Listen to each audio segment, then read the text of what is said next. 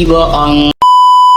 Aku hanya memikirkan satu peraturan penting. Kenapa kau lakukan hari ini kalau kau bisa melakukannya besok? Hahaha. Few moments later.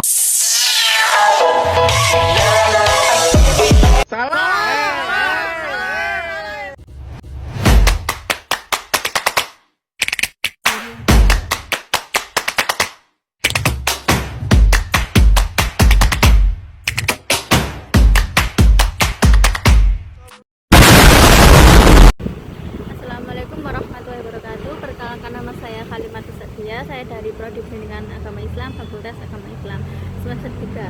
Di sini saya akan menjawab soal UAS yang nomor 2, yaitu qisas adalah hukum pembalasan seimbang atau hukum 1/1.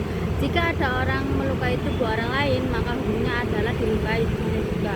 Begitu pula dengan kasus ada orang yang menghilangkan nyawa orang lain tanpa hak, atau maka hukumnya adalah penghilangan nyawa juga. Jelaskan dalam konteks negara hukum di Indonesia, apakah hukum qisas masih relevan dilaksanakan di masa sekarang? Dan pernahkah kalian mendengar tentang hukum qisas? Dalam Islam, qisas adalah hukum pembalasan yang setimpal, hukum 1/1. Jika seorang melukai orang lain, ia dilukai dengan cara yang sama. Jika seorang menghilangkan nyawa tanpa hak, maka nyawa pun dapat diambil. Tapi pertanyaannya, apakah hukum ini masih diterapkan di Indonesia yang merupakan negara hukum modern? Mari kita bahas bersama. Qisas berasal dari kata Arab yang berarti memotong atau menyeimbangkan. Hukum ini tercantum dalam Al-Quran surah Al-Baqarah ayat 178 sampai 179 dan Al-Maidah ayat 45. Tujuan utamanya adalah memberikan keadilan yang setimpal, memberi efek jerah dan melindungi masyarakat dari ketidakjahatan.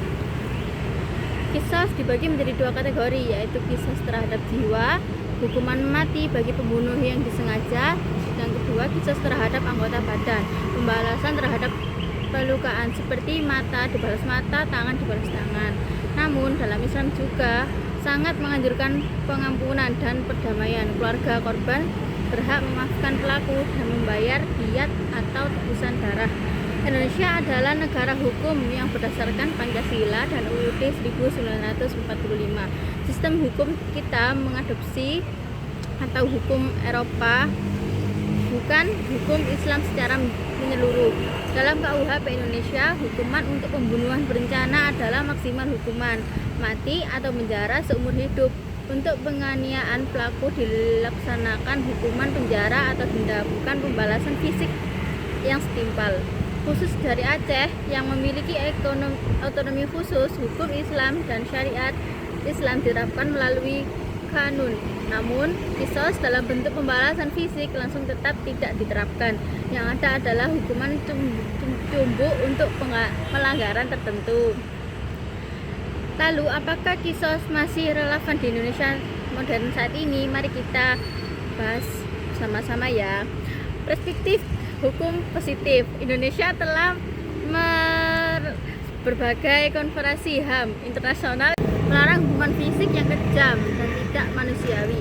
Sistem peradilan kita menekankan pada rehabilitas pelaku, bukan sekedar pembiasaan. Indonesia adalah negara menjamuk dengan berbagai agama dan kepercayaan. Menerapkan hukum qisas secara literal akan melanggar prinsip kesetaraan di hadapan hukum bagi warga negara yang berbeda agama.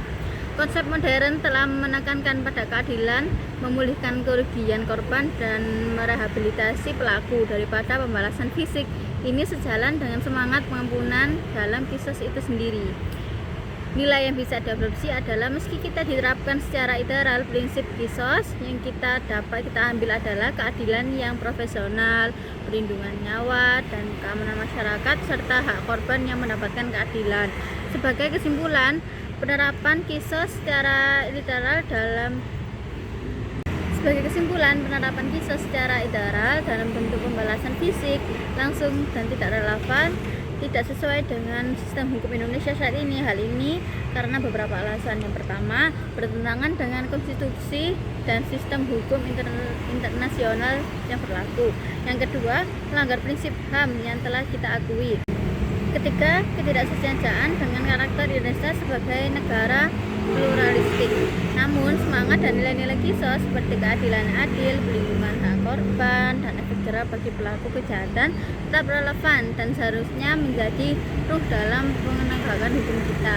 Yang kita butuhkan adalah sistem hukum yang asli, adil, dan memberikan kepastian baik kita korban maupun pelaku dengan tetap menjunjung tinggi nilai-nilai keamanan. Sekian dari saya, apabila ada salah kata mohon maaf yang sebesar-besarnya. Wassalamualaikum warahmatullahi wabarakatuh.